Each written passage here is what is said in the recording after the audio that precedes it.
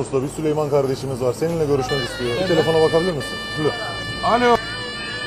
Aleykümselam. Ağa çay içeyim, sen ne yapıyorsun? Gel bir gün. İnşallah gelin.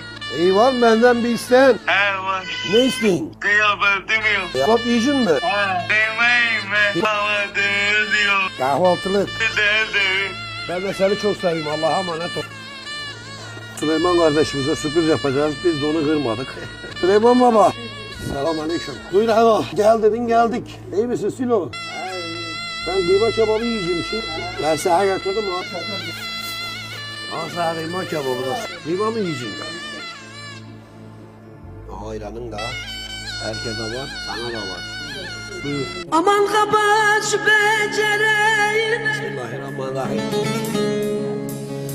Aman kabaç becereyim de benim aklımda kar yağıyor içeriye girmesin. Amcan sana elbise aldı geldi. Nasıl oldu, beğendin mi? Annen sana bunları ihtiyaç Benim düşkün aldığımı da gene bu komşular bilmesin. Baba kurban yarın buna kömür de bilmesin.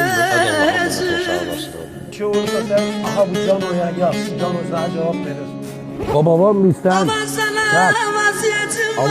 Silo'yu valla.